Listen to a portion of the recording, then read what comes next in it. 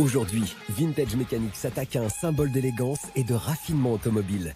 C'est la reine d'Angleterre sur 4 roues qui fait rêver tous les collectionneurs. L'Aston Martin DB4. C'est une voiture qui vaut beaucoup d'argent. Inutile de vous dire que je vais en prendre soin comme de la prunelle de mes yeux. Le propriétaire de cette pépite à l'ADN so british a confié à François Alain une mission. Reciviliser cette DB4 version course tout en conservant son caractère sportif esthétique d'origine. Pour cela, il peut compter sur son pool d'experts, les cadors français de la restauration de véhicules de collection. Ready for the show? Fais-toi rembourser tes cours du soir parce que c'est pas terrible. Côté rénovation, le chantier s'annonce technique avec la dépose du pont arrière. Voilà, nous voilà au cœur de la bête. Le changement du couple conique, la réfection des freins, l'allumage et les vis platinées, le réglage moteur. Vas-y, tourne, encore, reviens. Et un gros problème de sellerie. 3 000 € dans cet état-là? Bref, il faudra beaucoup de patience, des nerfs d'acier et un sang-froid à toute épreuve pour venir à bout de cette restauration hors norme. Je te rappelle juste que mon client a besoin de son Aston dans 2 mois. T'avais juste oublié de m'en parler. Heureusement, notre expert va pouvoir décompresser en se transformant en agent 007 et retrouver Diane Lair, la Miss France 2022, dans un haut lieu caché dont rêvent tous les passionnés de voitures anciennes. Prends celle que tu veux et je t'emmène faire un tour dans Paris. Alors là, faut pas me dire ça. Alors, François réussira-t-il son pari, celui de restaurer ce joyau de l'automobile britannique sans dépasser le budget alloué par le propriétaire? Réponse tout de suite, dans Vintage Mécanique. S'il faut aller à Buckingham prendre Cup of Tea ou Eva Primum, moi j'y vais.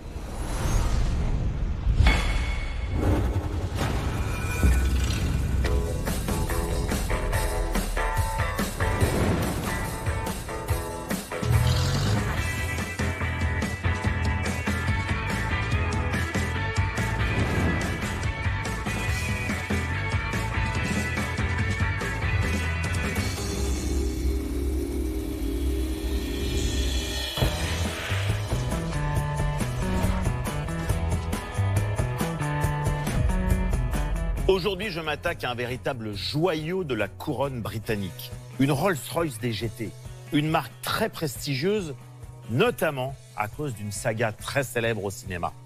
Vous avez deviné, une Aston Martin DB4. La DB4 incarne la renaissance d'Aston Martin. Lorsqu'elle est présentée en 1958, elle fait tourner les têtes des gentlemen anglais. Ces lignes somptueuses qui deviendront l'une des signatures de la marque sont l'œuvre de la Carrozzeria Touring de Milan. Sa structure Superleggera tranche avec le passé purement sportif de la marque. Désormais, Aston Martin veut s'imposer dans le cercle du grand tourisme. Et cela commence par un intérieur des plus raffinés. Elle sera produite jusqu'en 1963 en coupé et en cabriolet. Pour ne pas déboussoler ses premiers clients, Aston Martin sortira des versions sport. Parmi elles, la Vantage ou encore la DB4 GT Zagato. Une voiture d'exception produite à seulement 19 exemplaires. La DB4 peut donc être musclée et terriblement séduisante, tout comme James Bond.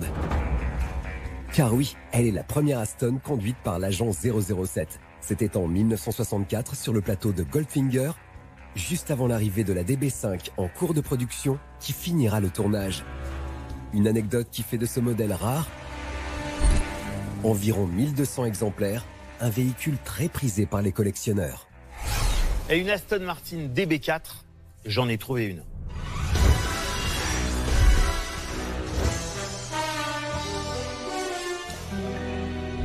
Celle-ci est de 1962 et c'est une pure merveille.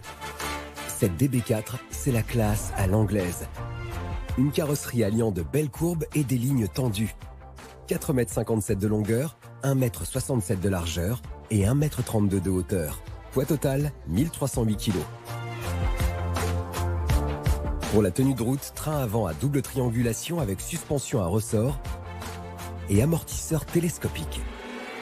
À l'arrière, un essieu rigide à bras tirés avec suspension à ressort et amortisseur à levier. 4 freins à disque pour un freinage plus sûr. Et tant mieux, car côté mécanique, ça envoie. Propulsion par un 6 cylindres en ligne de 3670 cm3 à double arbre à cam en tête, alimenté par 3 carburateurs. Puissance 266 chevaux à 5750 tours minute. Notre belle anglaise avale le kilomètre départ arrêté en 26 secondes 7 et le 0 à 100 en 6 secondes 8. Vitesse de pointe, 240 km/h. Une performance incroyable pour l'époque. Avec de telles caractéristiques, on comprend mieux pourquoi François s'est tourné vers cette belle anglaise. Alors son propriétaire m'a fait l'honneur de me la confier parce que cette voiture a été coursifiée. C'est-à-dire qu'elle a été modifiée il y a quelques années pour participer à de la compétition. Et aujourd'hui, il a décidé de faire marche arrière et de la reciviliser, de lui redonner un look plus proche de l'origine. Et pour moi, malgré tout, c'est une grosse responsabilité parce que c'est une voiture qui vaut beaucoup, beaucoup d'argent. François est un privilégié. Il a entre les mains un joyau rare de l'automobile. Voyons si sa cote est à la portée de toutes les bourses. Aujourd'hui, une Aston Martin DB4 comme celle-ci, il faut compter aux alentours du demi-million d'euros. Inutile de vous dire que je vais en prendre soin comme de la prunelle de mes yeux. Pour remettre en état les beaux yeux de François et de la DB4, le proprio lui a confié une enveloppe de 10 000 euros. Si vous aussi vous voulez vous lancer dans l'achat de cette British, voici quelques points importants à bien vérifier. C'est ce qu'on appelle une carrosserie Superleggera. C'est ce qui a été fait par Touring, le célèbre carrossier italien, pour le compte d'Aston Martin. Le châssis, c'est un châssis tubulaire, en acier, qui est recouvert d'une carrosserie en aluminium. L'aluminium, c'est plus léger que l'acier. Ça ne rouille pas, mais c'est plus difficile à travailler et à réparer. Et la structure tubulaire, elle est en acier. Donc si elle se met à rouiller, on va vite à la catastrophe. Donc il faut absolument tout contrôler avant d'acheter ce type de voiture et évidemment se faire entourer d'un spécialiste. Si la carrosserie et la structure sont les principales zones de danger à vérifier avant un achat, qu'en est-il de l'état de santé de la DB4 de notre expert? Alors venez voir, parce que la carrosserie de la DB4, c'est une pure merveille. Et en plus, on a de la chance parce que sur celle-ci, a priori, il n'y a rien à faire. Tiens, tant que j'y suis, est-ce que vous savez pourquoi il y a une petite loupiote sur la porte? A priori, c'est bizarre. Qu'est-ce qu'une loupiote fait sur une porte de voiture? Eh bien, c'est tout simplement la preuve que c'est une voiture qui a fait de la course. Parce qu'on mettait le numéro de course ici, et la petite lampe servait à éclairer ce numéro de course pour les spectateurs et les commissaires de piste. Grâce à son look, cette DB4 a tapé dans l'œil de nombreux amateurs de petites anglaises. Mais ce qui a surtout marqué les esprits, ce sont les performances de son cœur mécanique. Le fameux 6 cylindres en ligne Aston Martin, qui a fait sa réputation et qui est une pure merveille. Le seul souci pour l'instant, c'est que celle-ci n'a pas roulé depuis environ 2 ans. Il faut donc faire ce qu'on appelle une remise en route. Il faut donc que je confie le redémarrage à quelqu'un qui connaît bien ce moteur pour être sûr de le faire dans les règles. Le moteur de cette belle endormie est proche de l'horlogerie suisse. Tact et savoir-faire seront les maîtres mots pour cette restauration. Voyons maintenant si l'intérieur est proche d'un salon anglais ou d'un vieux pub des quartiers populaires de Gaydon, siège de la marque. C'est que tout ce qu'on aime, c'est joli, c'est élégant, c'est chic. Le seul détail, c'est qu'évidemment, en coursifiant la voiture, le propriétaire a fait installer un siège baquet, qui n'est pas très harmonieux avec le siège de madame. Il serait très logique de remettre effectivement un siège conducteur équivalent au siège passager. On retourne dans l'esprit d'origine de la voiture et en plus, ce sera beaucoup plus confort. Changer le siège baquet pour un siège d'origine n'est pas insurmontable en soi. Du moins, en théorie, parce qu'en pratique, c'est pas gagné. Il ne me reste plus qu'à trouver un de mes restaurateurs qui voudra s'en occuper et surtout la chouchouter. Mais tels que je les connais, ils vont être flattés et ils vont même se battre pour la récupérer. Il est temps maintenant pour François d'accueillir son pool de restaurateurs pour chiffrer et obtenir le meilleur devis pour la ravissante Aston Martin DB4. À l'issue de ces enchères, celui qui formulera le meilleur devis remportera le marché. D'abord, il y a Nicolas et Gilles. Grâce à leurs connaissances encyclopédiques, aucune voiture ne leur résiste, surtout si c'est une européenne.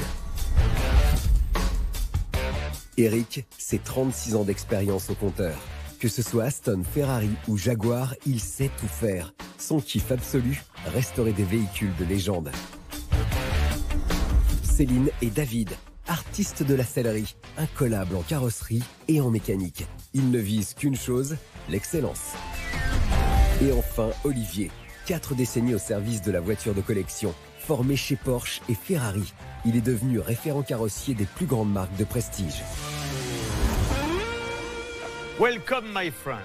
Ouh là là. Oh. Tu sais parler anglais, toi? Today, a beautiful car in the container. The container. The container. Marvelous car. Yes. Son accent est tellement pourri que j'espère que c'est une Allemande ou une Italienne. Parce que les pauvres Anglais, à entendre parler François, c'est hors de question que ce soit une belle Anglaise à l'intérieur. La prestation so british de François n'a convaincu personne. Faut trouver autre chose. Ça en devient même un peu gênant. C'est une voiture qui ne peut que vous plaire. Et ça a failli être la voiture d'un Britannique très célèbre. Red Charles. Red Charles. Ed Charles n'était pas britannique, cher ami. Excuse-moi, c'est les lunettes, tu sais, c'est... Oh là là. Ah ouais, bah oui. Ouais, bon. James Bond, c'est Aston. C'est vrai que là, tout de suite, on comprend que ça va être une Aston. Je pense tout de suite à la DB5 parce que de toute façon, les autres sont trop récentes. Et puis, c'est la seule qui soit une voiture qui vaille la peine qu'on se penche dessus. Non, mais là, c'était James Bond, là, vraiment? Les lunettes et le revolver, oui. Ouais. Le mec, par contre... Bref. François en James Bond, il n'est pas crédible du tout. Il lui manque un côté classe. Je suis désolée. Notre agent 007 n'aura pas convaincu tout le monde, mais il aura quand même eu le mérite de les mettre sur la piste. Bravo François. Dans le tout premier épisode de la saga, en 1962, eh bien, comme vous le savez, il ne roule pas encore en DB5. Aston Martin DB5. Pourquoi? Parce qu'elle n'existe pas. Eh bien, parce qu'elle n'existait pas encore. Donc, à cette époque-là, qu'existait-il chez l'ex-fabricant de tracteurs, Monsieur David Brown, DB? Il existait, là, DB, Si c'est avant, on va dire DB4. par exemple. Enfin, évidemment, c'est la DB4, quoi. Avant James Bond 5, il y avait James Bond 4, hein. C'est logique. Ah ouais? Bah oui. Alors, my friends, are you ready now? Yes. Bah, on attend que ça. Ready for the show? Ouais, allez. For the first time. For the All first time. over the world. Fais-toi rembourser tes cours du soir parce que c'est pas terrible. Après ce petit tacle Between Friends, il est temps pour nos experts d'ouvrir bien grand leurs yeux et leurs oreilles pour découvrir cette fameuse DB4.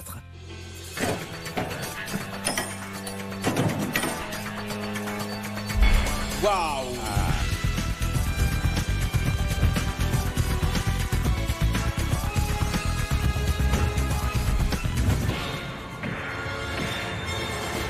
Et une Aston. Eh, c'est quand même beau. Je dis quand même que c'est une très très très belle auto.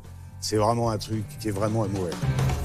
Aston Martin DB4 Superleggera. Si l'anglaise a frappé net la rétine de certains, d'autres préfèrent entendre le diac de François. Cette voiture, les amis, n'a pas roulé depuis à peu près 2 ans. Et donc, il faut faire une remise en route. Deuxième petit souci, elle avait été coursifiée et son propriétaire a l'intention de faire marche arrière. Donc, le rapport de pont, évidemment, avait été raccourci. Pour les besoins de la course, ce qui donc n'est plus le cas aujourd'hui. Il faut la remettre comme à l'époque. À l'intérieur, il y a un siège baquet côté conducteur qu'il va falloir enlever et remettre un siège d'origine. Extérieurement, vous constaterez qu'il n'y a absolument rien à faire. Donc c'est un petit chantier. Il faut qu'elle soit menée par quelqu'un qui connaisse le sujet et qui le fasse proprement, très soigneusement. Alors le proprement, le soigneusement, tu crois que les gens qui sont en face de toi, ils sont là pourquoi? Non, non, c'est pas ce que je veux dire. C'est que là, on est... Tu l'as dit. Non mais... Je suis un peu vexé. Bon, alors comme François m'a vexé, j'ai peut-être joué un petit peu le truc quand même, Si, mais... il t'a vexé. Bref, bon. Donc, bon, j'essaye d'en jouer un peu et de gratter un petit peu des centimètres pour aller voir ce qu'il y a dans la voiture. Stratégie payante pour nos 2 restaurateurs. Pour se faire pardonner, notre 007 de la restauration automobile les invite à venir les premiers pour la découvrir de plus près. Je t'autorise exceptionnellement. Okay. Donc, tu as le 2e siège d'origine? Bonne question. Céline pose la question qui fâche. Mettre la main sur un siège d'origine pour reciviliser en partie l'habitacle, vu la bouille de François, ça s'annonce déjà compliqué. Monsieur Eric. Oui, monsieur François. Oh, il a envie, là. Il y va pas en courant, hein. Cache ta joie. Non mais reviens, on y va à ta place. Il y avait quelqu'un qui était une figure mythique dans ce métier, qui était Pierre Lamy, qui était le spécialiste français, si ce n'est plus, des Aston Martin. C'est quelqu'un que j'aimais beaucoup, qui m'a appris mon métier. On peut dire que cette Aston-là, c'est un petit peu ma Madeleine de Proust. Eric est un grand fan de DB4. Celle-ci l'a conquis littéralement.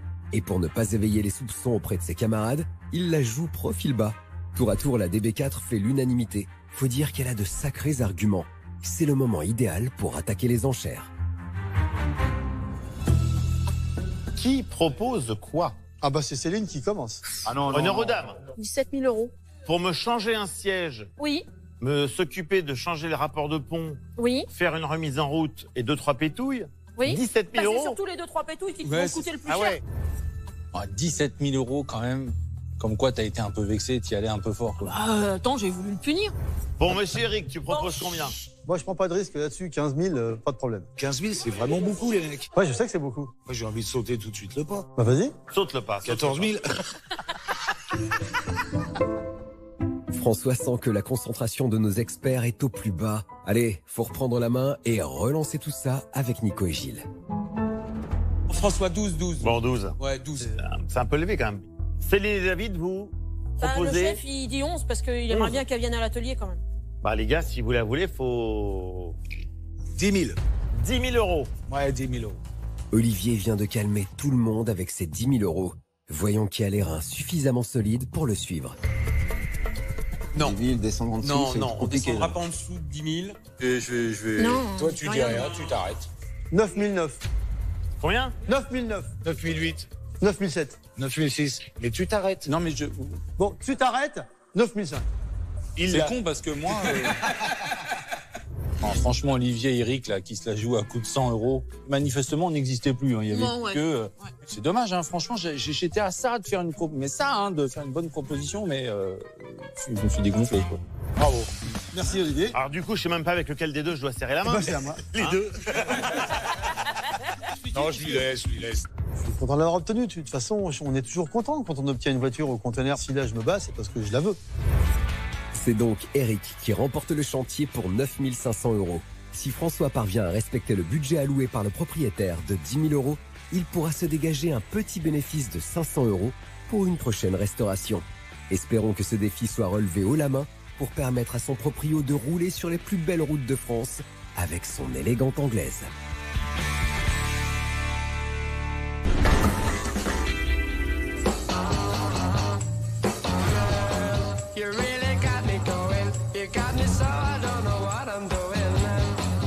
Premier jour de travaux, c'est avec entrain et impatience que François se rend au garage d'Eric pour retrouver sa belle anglaise. Mais c'est pas possible. C'est pas possible. J'arrive, t'es en train de bosser sur une Aston Martin DB, t'es vraiment en train de devenir la référence de la marque. Tu vois? Voilà François, Ouais. qu'est-ce que tu vas me demander là? Je te rappelle juste que mon client, il a besoin de son Aston dans 2 mois pour une sortie très british. Évidemment, t'avais juste oublié de m'en parler. J'ai oublié de te le dire. Oui, t'as oublié de me le dire. Non, j'ai une mémoire d'éléphant. Ah ouais? Tu ne m'en as jamais parlé. Ce qui m'énerve le plus, c'est qu'il me certifie d'en avoir parlé, alors je sais pertinemment qu'on n'a jamais évoqué le sujet. C'est du François tout craché, comme on dit en Angleterre, the king of mauvaise foi. Après, bon, 2 mois, ça me pose pas de problème. Si on a les pièces dans les temps, quitte à aller voir la reine Non mais en écoute, personne. s'il faut aller à Buckingham Mais- prendre Cup of Tea ou Eve Queen, Voilà. moi j'y vais. Bah, Tu pas sais, de en souci, plus là. j'y vais en général parce que j'en profite pour récupérer aussi des pièces pour mon taxi anglais. Ouais. Tu sais que dans le taxi anglais, il y a un certain nombre de pièces détachées Qui sont qui communes. sont communes. Ça fait partie des charmes de l'Angleterre. Les Anglais, il faut leur reconnaître, avaient eu la notion de la banque d'organes de pièces détachées bien avant nous, C'est vrai. les mangeurs de grenouilles. Nos deux passionnés d'anglaise sont sur la même longueur d'onde. Faut dire que cette DB4 leur a tapé dans l'œil au container. Non, en tout cas, c'est bien que ce soit toi qui aies pris la Stone au container. C'est dans la logique des choses, tu vois ce que je veux dire. Ouais. C'est qu'à la limite, j'aurais moins vu Olivier prendre une Aston Martin Ouais. et toi récupérer une Ferrari. Bah, bien sûr, tu sais, moi j'en fais pas de Ferrari, c'est pas trop ma tasse de thé. C'est trop voyant pour toi. Voilà. Bah, d'une minute à l'autre, j'attends une voiture qui arrive d'Angleterre, encore une anglaise. Eric décide de mettre fin au petit chambrage de François et embraye le pas pour ouvrir les hostilités sur la restauration de la DB4 avec le premier focus du jour. Moi, ce qui m'intéresse, c'est de commencer par le pont. Ouais, bah, le problème de mon client, si tu veux, il est très simple. C'est que comme elle était typée course, elle avait un pont court. Voilà. Là, maintenant, si c'est pour s'en servir de façon plus usuelle, il faut un pont qui tire plus long. Quand tu fais de la course, notamment quand tu fais du rallye avec des spéciales, ce que tu as besoin, c'est une voiture qui soit très nerveuse, donc des rapports assez courts, une vitesse maximum qui soit pas très élevée, parce que tu Oui, roules c'est pas pas, ça l'important. tu roules pas à 180 Oui, sur bien une sûr. petite route de montagne. Par Bien contre, sûr faut que que ta non. voiture soit très Ouais, nerveuse. ouais. Le problème, c'est que ça soit au dépend de la vitesse de pointe. Voilà. Et quand tu fais de l'autoroute, c'est exactement le contraire. C'est l'inverse. Donc on va lui rallonger ses rapports de bloc. Pour qu'il puisse aller faire de la balade plutôt que de la course. Exactement. Et pour se balader, il faut 2 sièges. C'est vrai. Non, mais... Je m'occuperai Oui, du je sais second, très j'ai bien, promis. Avant de partir à la quête du siège, va falloir revenir au sujet du jour, reciviliser l'Aston Martin, et pour ça, direction le pont arrière. Bon écoute, hein, on va pas traîner, compte tenu qu'on a que 2 mois. Voilà. Hein, on va s'y mettre tout de suite. Bon, J'appelle Irvine, je te laisse avec lui. D'accord. Et vous faites ça bien qu'on soit pas emmerdés les gars. Bah, tu nous connais. Justement, Hein. c'est pour ça que je t'en ai précisé. Ah, ok, ouais, Irvine, c'est c'est... Salut François, Ça va tu vas bien? Et toi? Ouais, super. J'ai amené mon bleu. Est-ce que tu veux me mettre en bleu que je te file un coup de main? Eh bah écoute, allons-y. C'est en 2 temps 3 mouvements que notre apprenti du jour se change et rejoint Irvine pour la dépose du train arrière. Allez, c'est parti. Dépose des roues et des étriers de frein avec l'utilisation d'une sangle pour éviter que les pièces ne tombent. Nos 2 warriors de la mécanique vont ensuite déposer les disques de frein à l'aide d'un outillage made in England. Donc là, tu vois, on est sur une taille de boulon donc anglaise, Ouais. en 9/16e. Ouais, donc c'est l'équivalent de notre quoi? Notre 14, Du 15, 14, c'est ça. 14. En gros, c'est entre le 14 et le 15. C'est-à-dire, les Anglais ont toujours aimé se distinguer. C'est ça, ouais. Ils aiment bien ne pas faire comme les continentaux, si tu veux. Pour sortir le disque, François va transformer l'essai en tapotant tout doucement avec un maillet. Voilà. Et ensuite enlever les vis pour déposer l'arbre de roue. Donc là, François, moi, je vais sortir l'arbre de roue. Tu peux taper avec un jonc en laiton. Ouais. Donc on se sert de ça parce que vu que c'est des métals mous, Ouais. quand tu tapes sur de l'acier, ça évite d'abîmer les pièces. C'est donc à l'aide d'un maillet et d'un jonc qu'il dépose l'arbre de roue. Là, comme je te disais, le roulement Ok. qui lui est emmanché ici dans la tuile D'accord. de pont que tu vois là, Ok. et les cannelures qui elles sont emmanchées de la même façon dans le différentiel D'accord. à l'intérieur du carter, quoi. Ok. Alors, prochaine étape. Alors prochaine étape, on va déposer la transmission D'accord. hein, pour libérer vraiment le pont complet. Avant cette opération, Irvine va utiliser un pointeau et un maillet pour repérer l'emboîtement et faciliter le remontage. Bon, maintenant qu'on a fait le marquage, on sort les boulons. Et voilà. C'est tout bon. Donc là, on a sorti la transmission. Bon, pour ça, c'est bon. Bon, maintenant que le différentiel est quand même partiellement libéré, en fait, il reste à retirer les fixations de tirant à l'arrière. C'est ça, les 2 tirants. Donc comme tu l'as remarqué, il y a un petit support en alu là. Ouais. Donc c'est typique Aston Martin, c'est vraiment une spécialité. Donc ces tirants-là, on en a un là, un là. On en a aussi 2 là qui font la suspension latérale. C'est une suspension supplémentaire en fait. On va dire que c'est une aide aux amortisseurs. Ou c'est une voiture qui est assez lourde. Ils vont chercher quand même un peu de rigidité sur le train arrière.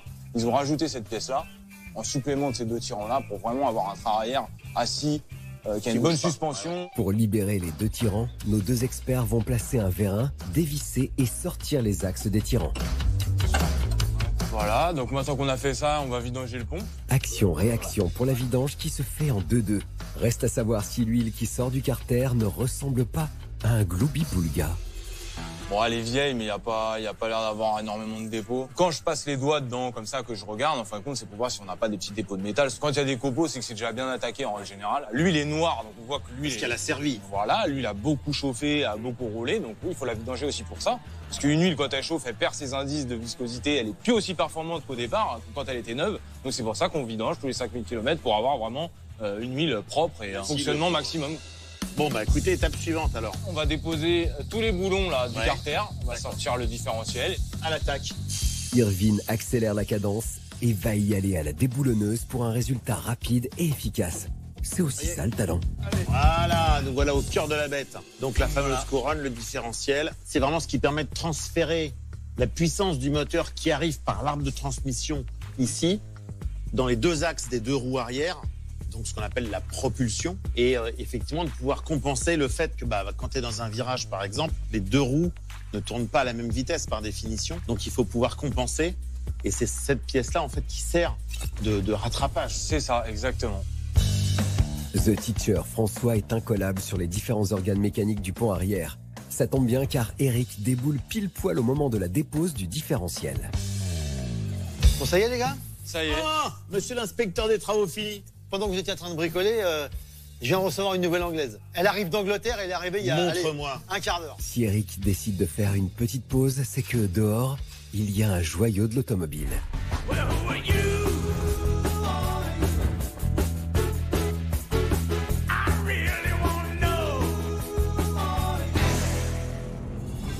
François a du mal à y voir de l'ADN british.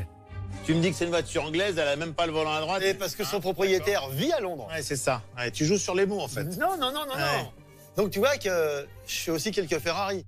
Bon, cette Ferrari 275 GTB n'a rien d'une anglaise, sauf son propriétaire. Mais ce magnifique pied de nez d'Eric remet l'église au milieu du garage. Tu sauras que ta prochaine Ferrari, elle peut venir ici. D'accord. Mais enfin, moi, c'est pas pour demain. Hein. Pendant que nos deux joyeux drilles se lavent les mirettes, Irvine est focus sur le démontage du différentiel avec la dépose de la couronne, d'un pignon et d'un système autobloquant. Après ce démontage qui frise la chirurgie mécanique, place à l'expertise des pièces. Voilà une couronne, D'accord. voilà un pignon. C'est systématiquement marié ensemble, on appelle ça un couple conique. Le couple conique est installé dans le pont à l'arrière de la DB4. Il est constitué d'un pignon relié à l'arbre de transmission qui est entraîné en rotation par la boîte de vitesse et d'une couronne dentée installée sur le différentiel. Un différentiel permet à chaque roue arrière de tourner à des vitesses de rotation différentes en virage. Le couple conique sert de renvoi d'angle à 90 degrés et de dernière démultiplication avant les roues. Pour un usage course, il faut un couple conique avec un petit pignon et une grande couronne pour gagner en nervosité en étant rapidement dans la plage de puissance du moteur. Pour un usage civil, Eric doit monter un gros pignon et une petite couronne pour avoir une démultiplication plus modeste, permettant de garder un régime de rotation moteur plus faible pour une même vitesse de la voiture, donc une consommation plus basse et un moteur moins sollicité. Différentiel. Voilà. Et différentiel, s'il vous plaît, monsieur, autobloquant. Alors d'ailleurs, l'autobloquant, on le garde, bien sûr. Bah oui, attends, Oui, qui d'accord. peut le plus, peut le moins. Non, mais c'est clair. C'est plus intéressant, t'as de meilleure motricité et c'est plus rare. Mais à cette époque-là, les voitures de série normales n'avaient pas ça. Voilà. Ça, c'était en plus pour les voitures de sport, les voitures de luxe. Après ce point complet pour les pièces du pont arrière, nos deux experts vont annoncer la couleur pour la suite de la restauration. Une voiture comme ça qui a pas roulé pendant 2 ans, il y a un peu de boulot quand même. Ouais. Moi, pendant le travail, je commence à attaquer pour trouver le siège. Là. Je me repose la Mais cervelle. tu peux commencer dès ce soir. Dès ce soir, je vais passer ma nuit sur Internet pour trouver... J'ai bien peur que ça ne soit pas suffisant, cher ami. Bon, ça marche. Je m'occupe de ça. C'est sur cette belle promesse que la première journée se termine. La route de la restauration de la DB4 est encore longue et sûrement semée d'embûches. Mais pour le moment, place au repos du guerrier avant d'attaquer une nouvelle journée de labeur.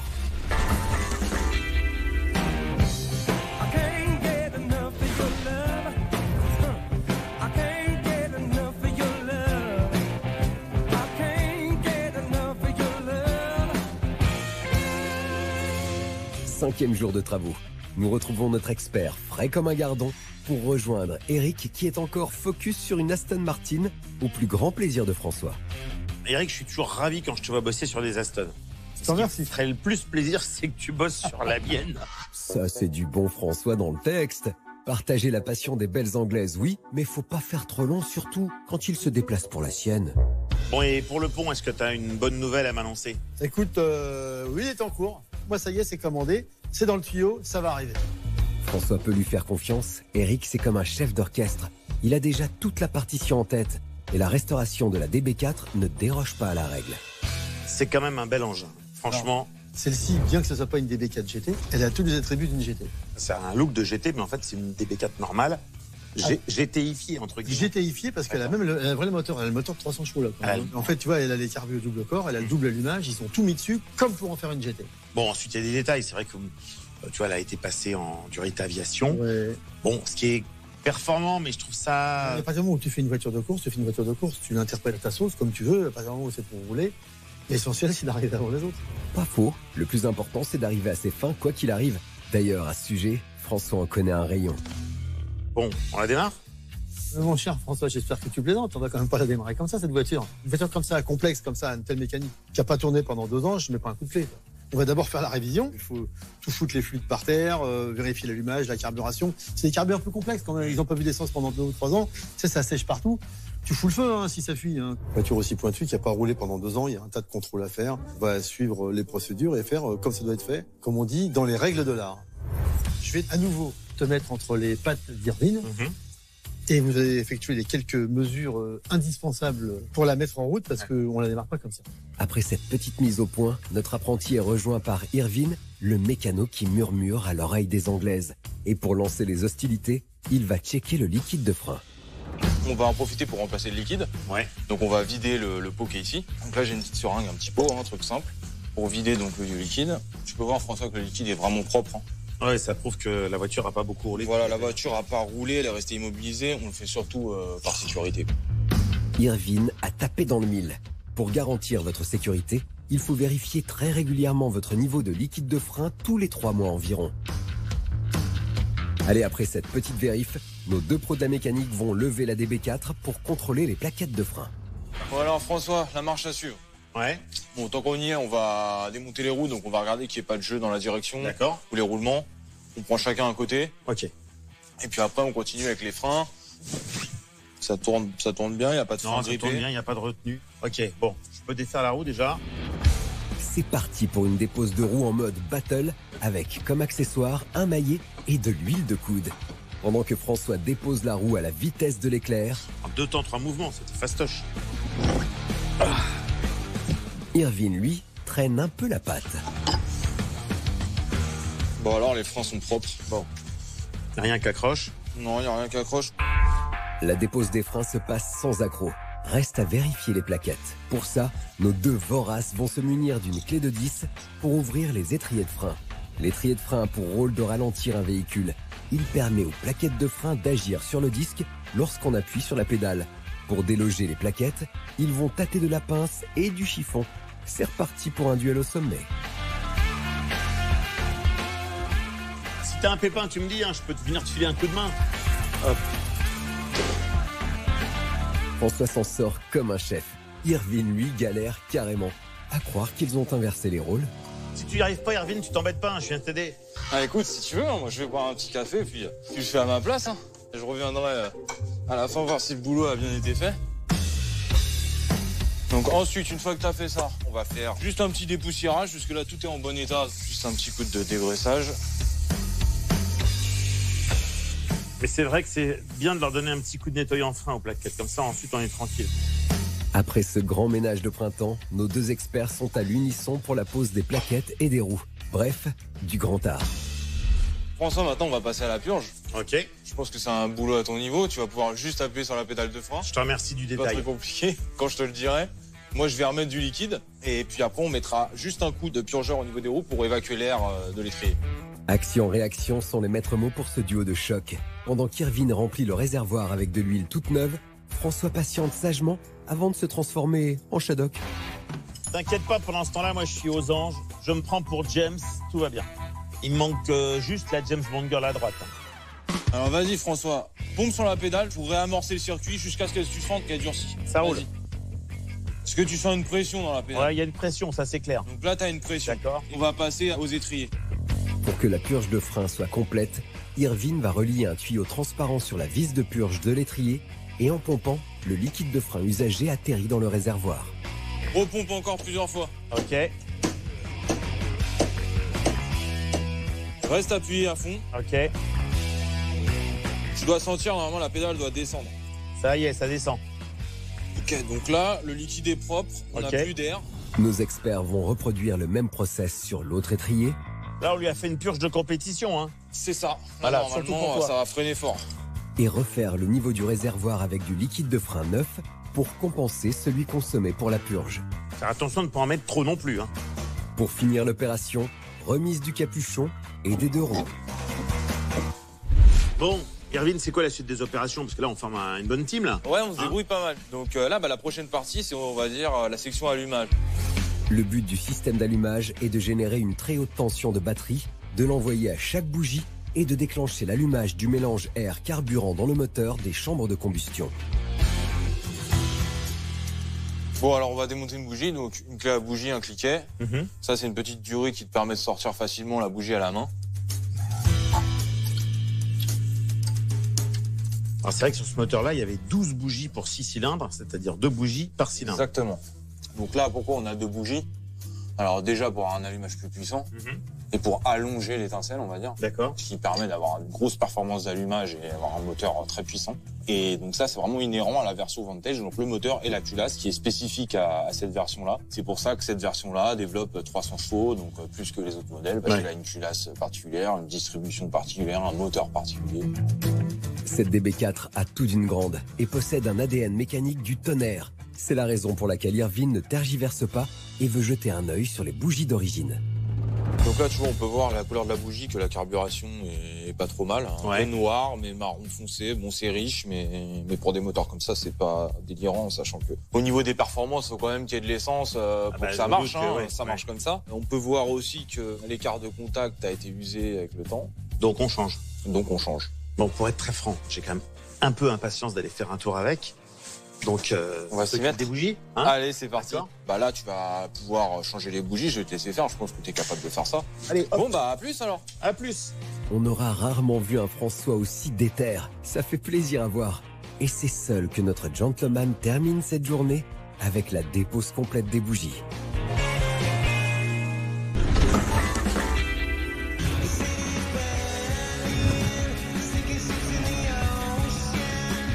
Septième jour de travaux. François rejoint Eric et la DB4 pour une nouvelle journée qui s'annonce bien fat. Monsieur Eric, comment ça va bien? Ça va et toi, François? Bah bien. Alors, les bougies, elles te plaisent? Les bougies, elles sont éclairantes. Bon, j'ai en clair une espérance de l'entendre ronronner aujourd'hui. Alors, elle devrait ronronner, mais à mon avis, en fin de journée. Parce qu'il va falloir accéder aux deux allumeurs, vis platiné, condensateur, synchronisation des carbures, réglage de l'allumage. Il y a encore un petit peu de boulot. Voilà pour ma partie du travail. Maintenant, en ce qui te concerne, t'en es où avec ce fameux siège? Comment te dire? J'ai une piste qui a foiré. Bon, ça arrive, ok. Et fais gaffe parce que c'est quand même un sacré challenge. Je savais très bien depuis le début qu'il ne trouverait pas de siège. Il va revenir avec un tabouret en bois ou un strapontin, quoi. En attendant, les gars, faut enchaîner avec l'allumage de la DB4. C'est Eric qui va prendre la main avec une petite mise au point technique.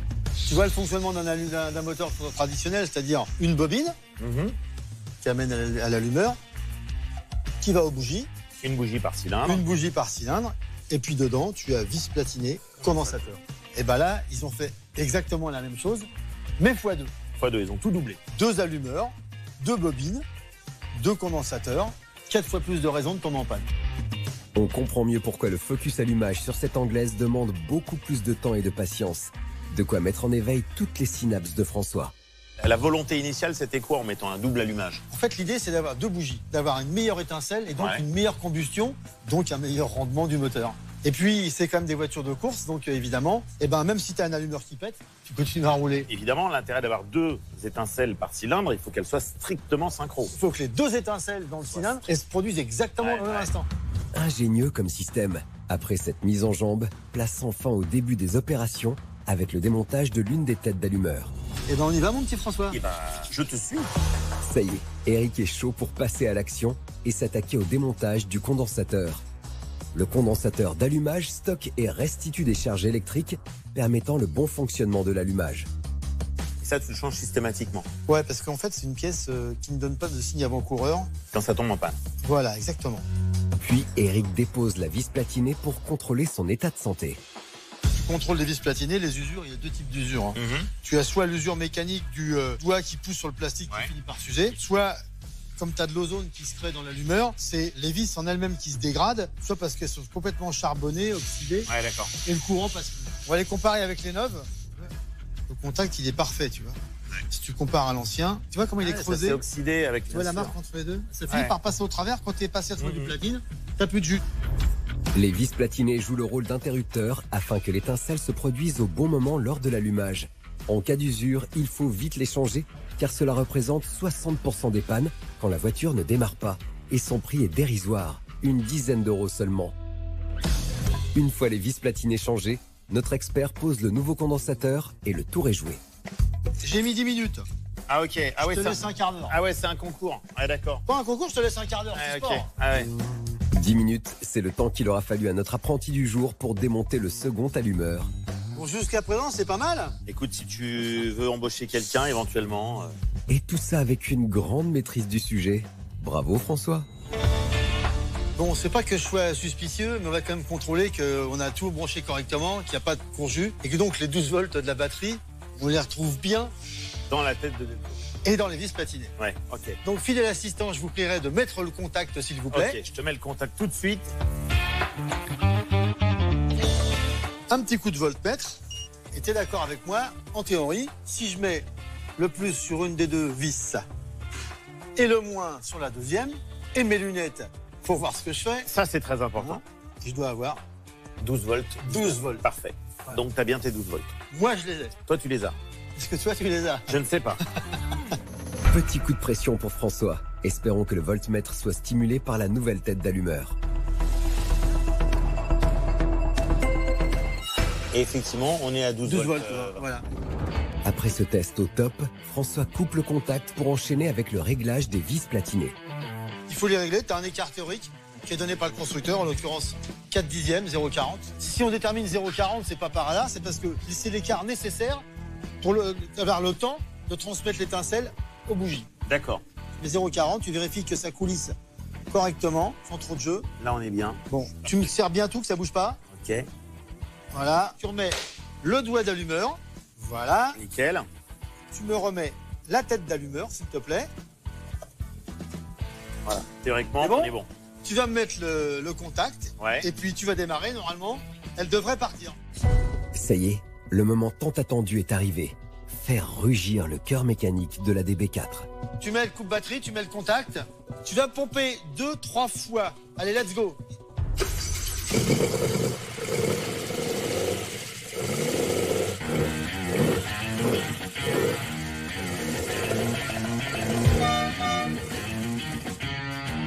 Ça, c'est du travail d'équipe, du travail de pro. Tout est sécure niveau allumage. Reste une étape importante, synchroniser les deux allumeurs. Et pour cette opération, un renfort de poids rejoint la team. Irvine. Et il n'est pas venu les mains vides. On va se servir d'un instrument qui s'appelle la lampe stroboscopique. Ouais.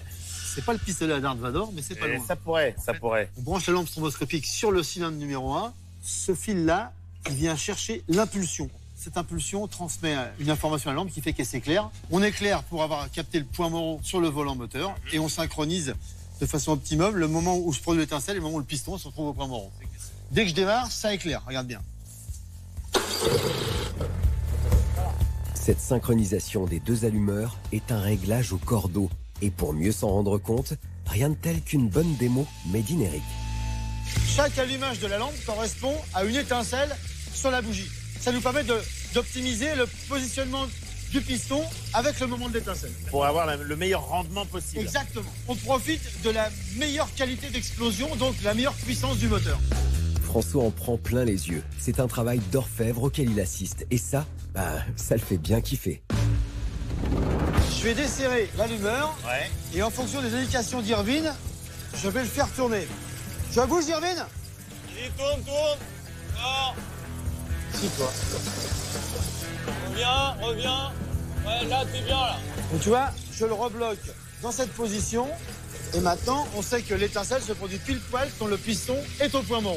Cette avance à l'allumage a été réglée aux petits oignons. Elle va permettre une réduction de la consommation, des émissions polluantes et un bon rendement moteur. Alors maintenant que ça c'est fait, il reste quoi? Les carbures. Tu fais ça à l'ancienne au tournevis avec une oreille? Non, j'ai un bon électronique de l'époque. Je vais te montrer ça. Ah, montre-moi tes engins préhistoriques. Après la lampe stroboscopique, Eric nous sort du lourd, du très lourd. Une machinerie d'un autre temps que les moins de 20 ans ne peuvent pas connaître. C'est des dépressiomètres qui sont juste branchés à des tuyaux. On vient brancher ça sur chacun des corps de carburateur. Et on vient régler la dépression du moteur, corps de carbu par corps de carbu. C'est-à-dire qu'on a 6 manos pour 6 corps de carbu et on règle la dépression. Ce réglage va permettre à chaque cylindre de récupérer la même quantité air-essence pour obtenir la même force d'explosion dans chaque cylindre. Bon bah écoute, moi je ne demande qu'à admirer le travail de l'orfèvre.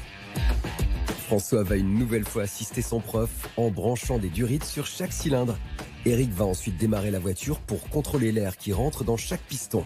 Alors, ça dit quoi? Bon, là on est pas mal. Là ça va pas du tout. Et là ça va pas du tout.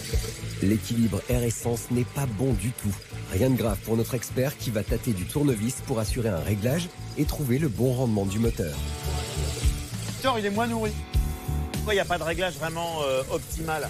Parce que c'est pas une injection, c'est que des pièces en mouvement, il y a des usures de pièces, il y a des prises d'air par endroit.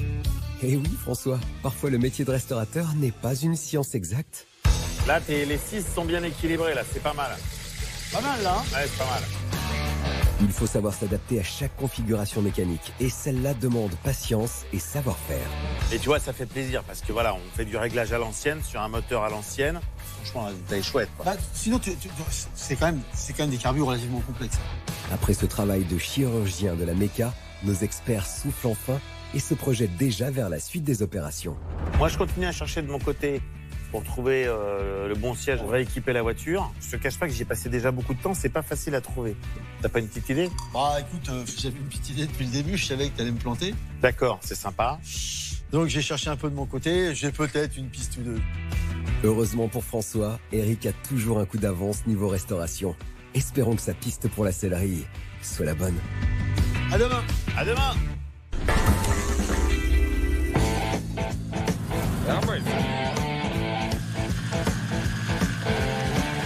Le lendemain matin, nous retrouvons nos 2 acolytes à bord d'une magnifique Aston Martin DBS de 1970. Aujourd'hui, Eric a décidé de prendre les choses en main pour le plus grand plaisir de François. Je suis un petit peu curieux de savoir où est-ce que tu m'emmènes, pour être franc. Parce qu'aller chercher les pièces d'Aston Martin dans l'Aston Martin, moi je trouve ça extrêmement classe. Mais où va-t-on?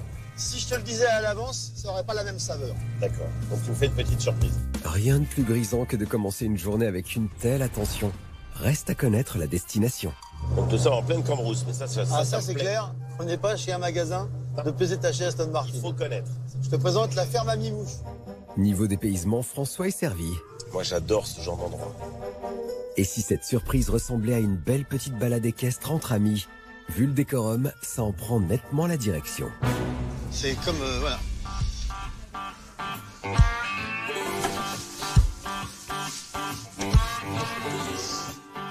Ah ouais, on est carrément à la campagne. Hein. On est à la campagne, c'est une ferme. Ouais. C'est la ferme de Jean-Marc.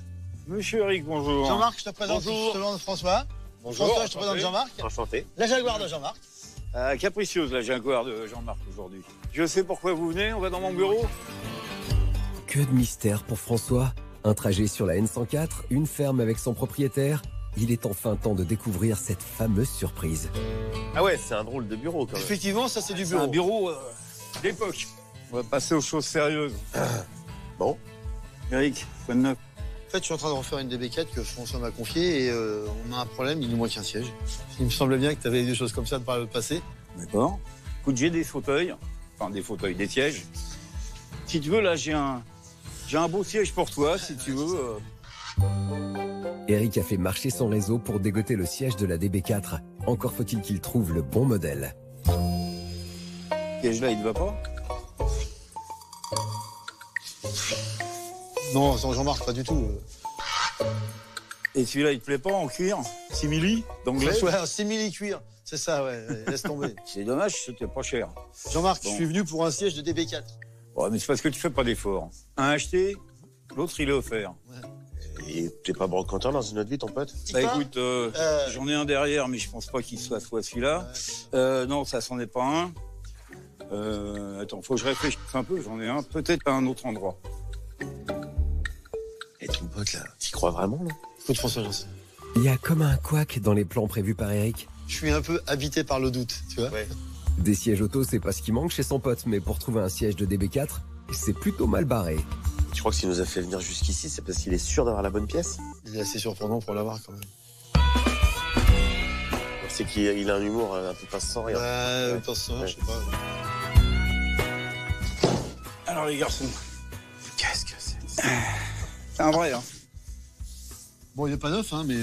Il y a du boulot, mais au moins c'est le bon modèle. Ça y est, nos 2 experts peuvent enfin souffler. Bon, faut reconnaître que Dame Nature s'est lâchée sur ce coup-là. Elle a même laissé une petite signature. Tiens, Ah bah. regarde, tu vas même pouvoir faire de l'informatique, une souris. D'époque. Si nos experts ont enfin réussi à mettre la main sur le Graal de la sellerie, va falloir que tout le monde se mette autour de la table des négociations pour parler pépette. Alors, combien pour cette merveille? 3000. Quoi?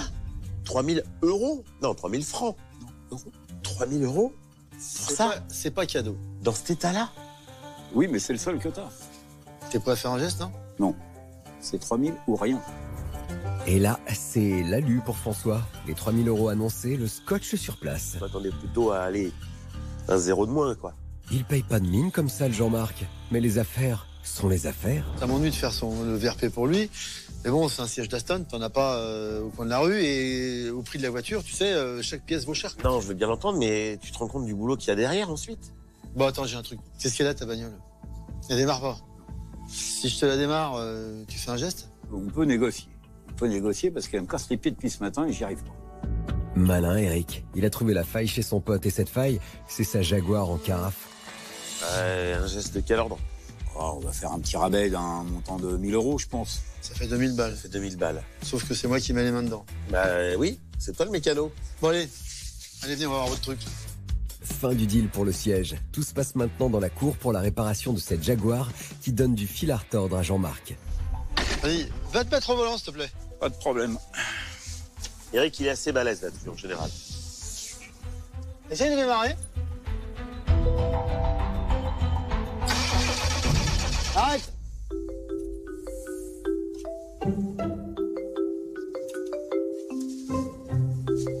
Essaye un coup, là.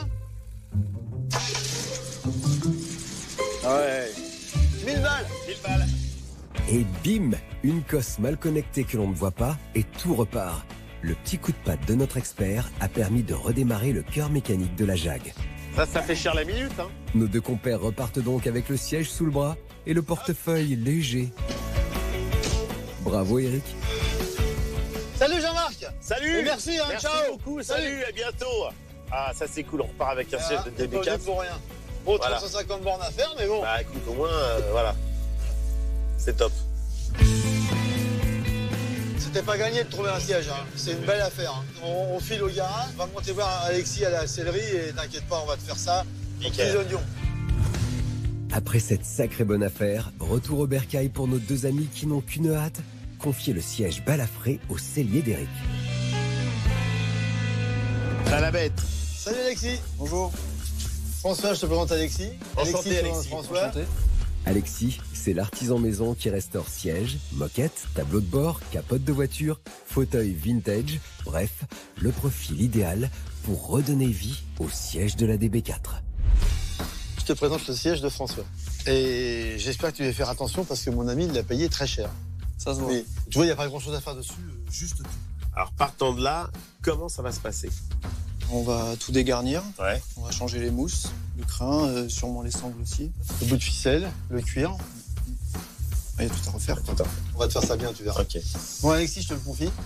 Le siège, hein. Oui, je te oui, confie oui. pas François Ouais, parce moi, que y a- sinon moi, y a tu vas tout le jamais boulot, t'en ouais. sortir. Voilà. Ouais. Salut, Bon, bah, bonne Alexis. chance alors. Hein. Me voilà soulagé.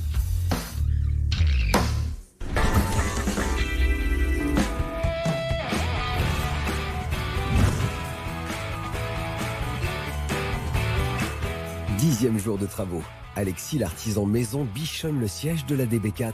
Faut dire que la restauration d'une telle pièce demande beaucoup de savoir-faire et de temps. Depuis l'arrivée du siège dans l'atelier, Alexis, le maître sellier, n'a pas chômé avec dégarnissage. Traçage d'un patron à l'identique sur cuir grâce à une mine d'argent. Ensuite, il reproduit toutes les mousses à l'identique. Et recouvre le tout avec le cuir flambant neuf. Bon, c'est pas mal ça, hein. Ouais. C'est bien. Je compte sur toi. Eric a l'œil sur tout. C'est la pierre angulaire du garage et toute sa team est au taquet pour que la DB4 soit livrée dans les temps. Enfin, presque toute sa team. Malheureusement, il semblerait que quelqu'un manque à l'appel. Salut Eric. Bon, je serai pas là aujourd'hui, hein, désolé, parce que j'ai un petit rencard. Et mais à la gomme, hein, parce que je te rappelle que c'est dans 3 jours, hein, le rassemblement Aston pour mon client, donc il y a un peu le feu au lac. Appelle-moi toi quand c'est fini, et puis je te raconterai mon rendez-vous. Allez, merci Eric, bisous. C'est vraiment la journée, hein. Il me fait encore un lapin. J'espère que ça va pour le pont arrière parce que sinon, c'est vrai que c'est souvent qui t'appelle pour décommander. On est toujours dans le classique. Donc pas de problème, on fait avec. Qu'ils viennent ou qu'ils viennent pas, c'est pas gênant. Eric en a vu d'autres. Il préfère rester concentré et rejoindre Irvine pour finaliser le pont arrière. Et ça tombe bien, il a de bonnes nouvelles. Moi, tout est prêt, hein. C'est là sur la caisse, c'est prêt à être monté. Les roulements là sont neufs, la couronne neuve aussi, le pignon, les paliers sont là. Il manque rien. Il manque rien. Bon, tu veux que je te file un coup de main, prenez du temps? Bah, faudra peut-être me filer un petit coup de main pour un ou deux trucs, sinon le reste, ça On y doit va. aller, quoi. C'est parti. Nos deux as de la mécanique s'attaquent au remontage du couple conique. Et pour ça, première étape, Voilà, donc là, on va mettre le pignon avec le roulement de l'autre côté. pose du pignon Attends un petit peu. et des roulements dans le corps du pont arrière. Je vais taper au manège, tu peux juste me le Ouais, tenir. vas-y, je te là. le tiens là. Ah, il est là, c'est bon, là, pas mal. C'est pas à chaque fois qu'il rentre aussi facilement que ça, c'est pas mal, là. Hein. Bon, bah, ça, c'est la tulipe qu'il y avait sur la voiture. Donc, J'espère qu'elle monte sur le nouveau pignon. Normalement, ça devrait Ouais, aller. normal. Et puis, son écrou et sa rondelle. Bon, Donc, bah, on y va. Bah, on y va, on la monte. Hein. Allez, vas-y. La tulipe, c'est un connecteur entre l'arbre de transmission et le pont arrière. Il sert à relier les deux organes mécaniques. Le tout est fixé avec une clé dynamométrique et son serrage est très précis. Tu mets combien, là, au couple, là? Là, je mets 11 kilos. 11 kilos? 11 kg, c'est la force maximale qu'on met pour le serrage de la tulipe, ni plus ni moins. Voilà. Bon, vas-y, on vérifie la précontrainte. Allez. La précontrainte permet d'éviter l'usure prématurée du nouveau couple conique. Pour cette opération, Irvine utilise une balance de mécano qui calcule le poids exercé sur les roulements du couple conique et de la transmission. La contrainte est bonne, la valeur est bien. Ça me paraît pas mal, il tourne bien, là. Ça a intérêt à être bon parce que si ça on serre grogne trop, les pas. roulements sont morts. Hein. Voilà, c'est ça. Voilà. Nos deux experts enchaînent ensuite avec la pose de la nouvelle couronne du couple conique et du différentiel autobloquant. Écoute, au moins, là, je pense qu'il va voir ce qu'il voulait. La voiture va rouler plus vite avec un régime moteur moindre. Il va moins se casser les oreilles. Cette nouvelle couronne est une véritable plus-value pour les futures perfs de la voiture, car elle possède moins de dents que celle d'origine. Associée au pignon adapté qui, lui, possède plus de dents, la DB4 aura moins de couple, mais elle sera plus agréable à conduire. J'espère qu'il va être content. Notre duo de choc remonte donc tout le différentiel sur le pont arrière à l'aide de brides de fixation. Puis, va serrer au bon couple de serrage. Voilà. Tu vois? Là, tout est serré. Ça tourne. Bon, bah ça se passe pas trop mal. Là, pour l'instant, ouais, on est bien. Une fois le différentiel posé, Irvine doit s'assurer d'une chose, que le pignon et la couronne soient parfaitement en contact. Pour ça, notre expert a sa méthode. Bon, on va mettre un petit coup de peinture. On Et fait puis, la peinture. ouais. Vas-y. Irvine ne va pas se la jouer en mode graffeur, mais plutôt en mode sécure, en marquant la couronne avec la peinture et en la faisant tourner avec le pignon. Les marques sur les dents indiquent le bon réglage du couple conique. Le réglage est parfait, regarde. On voit la peinture qui reste sur l'arête supérieure, à l'avant et à l'arrière de la dent. On voit bien que le pignon, il attaque au fond de la gorge et bien au milieu de la dent. Le réglage est parfait. Bravo messieurs, mission accomplie. Impeccable, il n'y a plus qu'à. Ça c'est du travail d'équipe. Pour terminer, tu n'as plus besoin de moi maintenant. Hein. Il reste que le plus simple à faire. Ouais, non, Tu me refermes ça. Et notre client a enfin une voiture de route et plus une voiture de circuit. Il va être content, il va pouvoir rouler vite, sans bruit. Nos as de la mécanique ont répondu brillamment à la demande du proprio en recivilisant le pont arrière de la DB4. Bon bah écoute, hein, je te laisse finir. Hein. Ok. Allez, bon courage. Merci du coup de main. Reste à finaliser les toutes dernières opérations en refermant et en vissant le carter.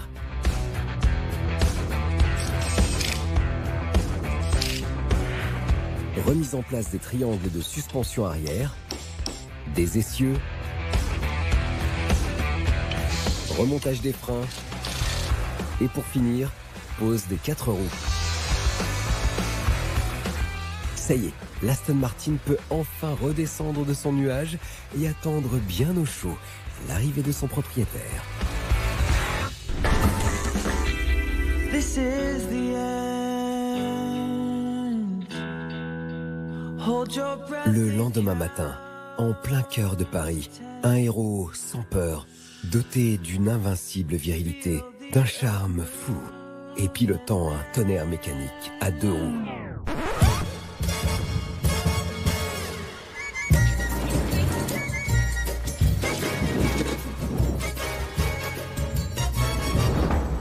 Sa destination est tenue secrète et seul cet homme peut avoir accès à ce haut lieu caché dont rêvent tous les passionnés de voitures anciennes.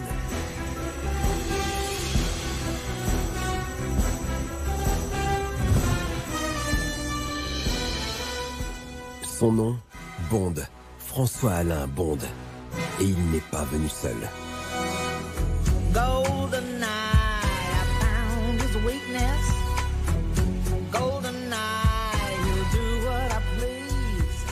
Bonjour François. Ça va, Diane? Ça va et toi? T'es tout beau, dis-moi. Regarde, je me suis mis sur mon 31 rien que pour toi. J'avoue, je suis un petit peu impressionnée par la tenue là. Si notre expert s'est transformé en 007, c'est pour briller aux yeux de Diane Lair, la Miss France 2022. Elle a bluffé le public par sa beauté et par son éloquence le 11 décembre 2021. Elle a été couronnée Miss France 2022 après avoir été élue Miss Paris puis Miss Île-de-France. Après 4 ans d'études à Madrid, c'est chez elle, à Paris, que la jeune femme de 24 ans a décidé de poursuivre sa carrière. Cette fan du PSG jongle aujourd'hui entre son emploi du temps d'agent immobilier et de Miss, les deux étant tout aussi chargés. M'a amené où pour être habillée comme ça? On est dans l'un des endroits les plus secrets de tout Paris. Le parking dont rêvent tous les passionnés d'automobile. Oui. Nous sommes chez Aston Martin. Et là, tu as toute la gamme Aston Martin depuis les débuts. Et qui dit Aston Martin dit James Bond. Et James Bond Girl. Bah ouais. Tu vois ce Donc que je veux aujourd'hui, dire. t'es un petit peu mon Daniel Craig, quoi. François fond littéralement avec cette comparaison flatteuse. Voyons maintenant s'il en fait tout autant en présentant les joyaux de la marque Aston, alliant luxe et touche sportive. Ça, c'est la première de la saga DB. C'est la DB2. DB, en fait, c'est des initiales de David Brown, qui est le monsieur qui a racheté la marque, qui à l'origine était un fabricant de tracteurs. Ça peut paraître bizarre qu'un fabricant de tracteurs devienne propriétaire d'une des plus belles marques du monde. Bon alors François, on ouvre une boîte de tracteur, qu'est-ce qu'on fait? Si tu veux, Allez, on s'associe, on fait ça. Ça marche. Pas sûr que cette reconversion fasse mouche, Diane. Les bottes, la bouse, bah, c'est pas très glam tout ça. Alors ensuite, on passe à la DB4. Là, si tu veux, tu as déjà les gènes de la future James Bond car. Puisque le tout premier épisode de James Bond avec une Aston, en fait, c'est la base de cette voiture-là qui va muer en DB5, la fameuse, c'est la voiture absolue de James. C'est celle qu'on voit dans le plus de films de James Bond. Celle qui a tous les gadgets, et les mitrailleuses dans les pare-chocs, le siège éjectable. Enfin, c'est vraiment celle qui restera ad vitam aeternam, la James Bond car. C'est sûr que là, on revoit les scènes du film, quoi. Si Diane est sous le charme de cette DB5 si emblématique, c'est qu'elle n'est pas insensible aux voitures anciennes. Quand même un petit bijou, cette voiture. Vraiment, le côté vintage de cette voiture, moi, c'est tout ce que j'aime, que ce soit la couleur, les jantes, toutes les finitions, c'est... Puis l'intérieur est vraiment chouette, quoi. Elle reste à la fois moderne à l'intérieur, en même temps très vintage à l'extérieur. Elle a beau avoir des années dans le compteur, on l'aime toujours autant, quoi. Et pourtant, ça a déjà largement plus de 50 ans, tu vois. Parce que le vintage revient à la mode, de toute manière. Avec ses connaissances techniques et esthétiques, notre Miss vient de scier les pattes de notre expert. Faut dire que ce magnifique parterre d'anglaise est une véritable source d'inspiration. Je me sens très Monica Bellucci en étant à côté de ces voitures. Il n'y a aucun problème. Il n'y a aucun problème. Je suis obligée de te demander, quand je vois une voiture comme ça, tu m'amènes faire un tour. Écoute, fais ton choix. C'est vrai? Tu prends celle que tu veux et je t'emmène faire un tour dans. Tu me dis... Alors là, faut pas me dire ça. Ah ben, on peut en conduire qu'une à la fois, malheureusement. Hein. Donc il faut bien que tu choisisses. Ah, là, ça va être difficile. Quand on voit tous ces trésors de l'automobile aux courbes so british, on comprend mieux pourquoi Diane n'arrive pas à se décider. Je vais choisir la DB11.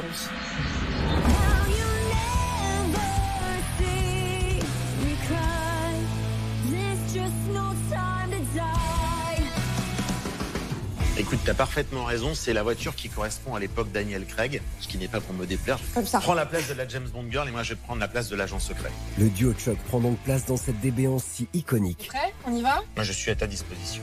C'est la caisse idéale pour se lancer dans un ruling en mode 007 et partager un bon moment entre passionnés de voitures vintage. On est parti. Moi qui adore les road trips, je trouve que dans une voiture ancienne, ça a beaucoup plus de charme. Ouais.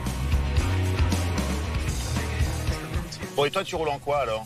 Alors moi, je roule en Peugeot. J'ai eu la chance, quand j'ai eu mon titre, d'en avoir une offerte par la marque. Oui, la tradition. Voilà, donc en Absolument. première voiture, c'est plutôt très chouette. Ah ouais, I208. C'est exactement, Ouais, donc très une bien. voiture électrique, on adore. Pour l'instant, ça me convient bien, cette petite voiture, elle me ressemble. Il semblerait que Diane soit plutôt à l'aise. François arrive à cerner un peu plus les besoins et les goûts de Sa Majesté. Et si tu devais t'acheter une voiture de collection, est-ce qu'il y a quelque chose qui t'émeut particulièrement? Bah, je pense que je prendrai une ancienne 911. Ah, une vieille Porsche, bonne Ouais. idée, très bon choix. Ouais, parce que je trouve que la ligne de la 911, franchement, elle m'a toujours convaincue. Et je trouve que le vert qu'ils ont fait sur ces modèles-là sont vraiment très beaux. C'est vrai. Et il y a un côté très vintage, sympa. Et encore une fois, je trouve que pour aller en campagne, etc., elle est passe-partout, en gardant quand même une modernité dans la ligne 911. Écoute, moi, j'acquiesce complètement ce choix. Je trouve que c'est une C'est très bon, c'est belle idée. validé. Absolument.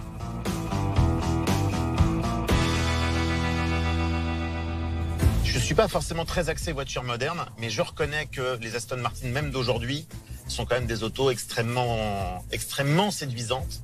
L'avantage quand même de cette voiture, pour une voiture de sport, elle est quand même très confortable. Ouais. Souvent, les voitures de sport, si c'est très raide, Et là, je trouve que on est pas mal. on est pas mal. La tradition sur les James Bond cars, c'est que il y a un siège éjectable à droite, non pas pour la James Bond girl, mais quand il y a un méchant qui monte à bord. Donc évidemment, je ne te ferai pas l'affront de faire le siège éjectable. Ce serait quand même Ce serait pas très gentil. Très de ta part. dommage. Après, tout à l'heure, tu peux me donner le volant et moi, je peux le tenter pour voir. si tu veux. Ça, c'est bien envoyé. Notre Miss France a du répondant et du caractère.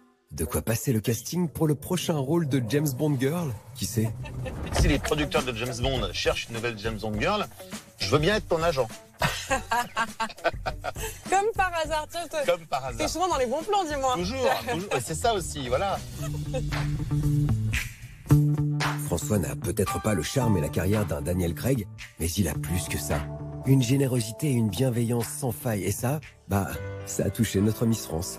Quitte à la jouer James Bond et que tu sois Daniel Craig et que je sois Sophie Marceau ou Monica Bellucci. Ouais, moi ça me Est-ce va. qu'on finirait pas ce road trip en Italie? Tu vois, comme ça, on se fait vraiment un full week-end James Bond, quoi. Ah, écoute, moi On ça. a la voiture, on a la tenue, t'as le nœud papillon. On part en Italie. C'est ça? Allez, c'est parti.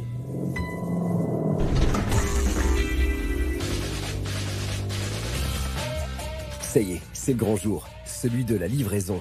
Eric est déjà sur le pied de guerre avec la pose du siège.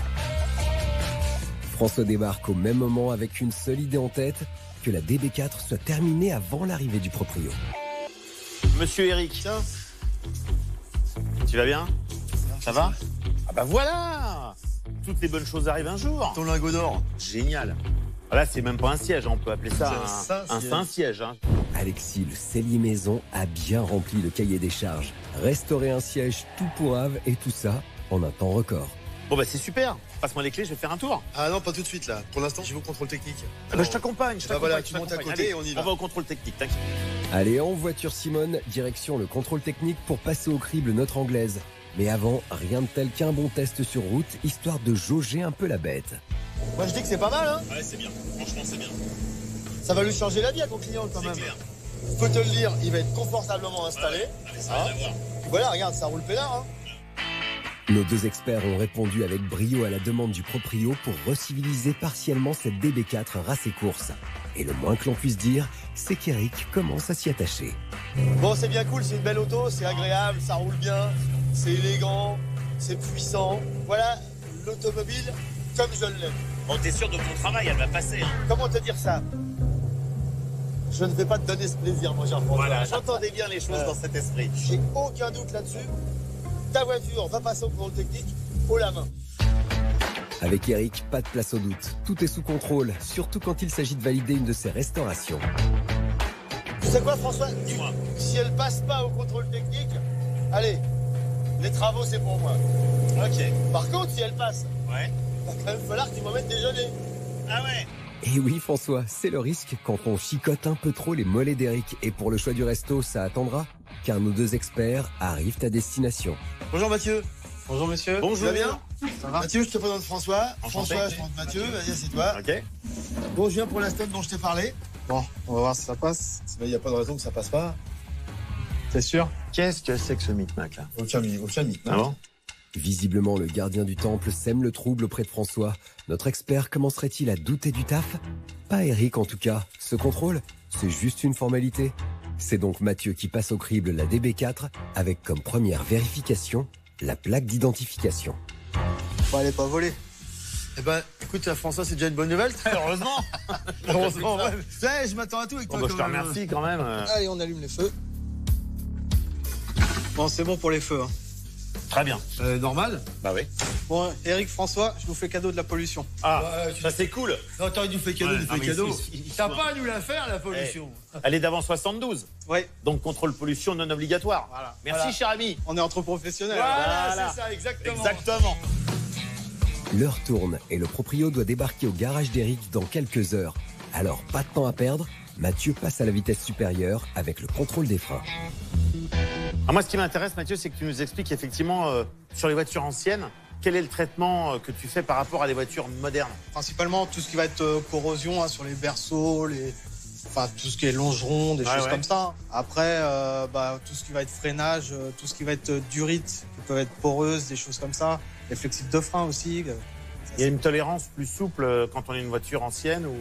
Oui, alors enfin sur les normes de freinage, c'est un petit peu plus souple. Ouais. Qu'une voiture qu'on ne peut pas lui demander comme une voiture classique. Si l'indulgence sur les anciennes est de mise, il n'en reste que quelle que soit l'année du véhicule, un contrôle technique doit être impérativement réalisé pour pouvoir rouler avec. Alors, verdict ? Rien à dire, pourvu que ça dure. Pourvu que ça dure. Voilà. Bon, bah merci beaucoup, Mathieu. Merci, Bravo. Mathieu. Ça y est, nos deux experts ont récupéré le fameux sésame. Il est temps de rentrer illico au garage, car l'heure tourne et le proprio ne va pas tarder à montrer le bout de son nez. Ça va, Thierry? Très bien. Tu vas bien? Jean-François, tu vas bien? Bon, bah écoute, je te présente Eric. Bonjour, enchanté. Donc, il est le restaurateur, comme tu l'auras compris, et qui a respecté le délai, le cahier des charges et le tarif. Thierry, c'est la démonstration à l'anglaise, tout en sobriété, en retenue, surtout quand il s'agit de découvrir ce qui a été fait sur sa belle anglaise. Déjà qu'au niveau des sièges, ça change tout. Ouais, ouais. Et puis surtout, les teintes ont été respectées. Il n'y a pas de différence de teinte entre les deux sièges. Ça va être confortable, ça va être beaucoup plus agréable. Vous allez voir, de toute façon, elle a changé de tempérament. Ouais. Et puis, c'est accessible, on peut monter dedans facilement. Et puis, voilà. Non, c'est parfait. Il est vraiment super, ce siège. Le remplacement du siège baquet a séduit Thierry, mais c'est le seul changement visible. Pour voir la suite de la restauration, c'est sur la route que ça se passe. C'est donc sur le bitume francilien que la DB4 va montrer toutes ses facultés. Et les premières sensations de conduite commencent à faire leur effet. Je la trouve beaucoup plus facile à conduire que précédemment. Donc, Si tu veux, là, ce que mon restaurateur a fait, c'est qu'il a modifié les rapports de pont.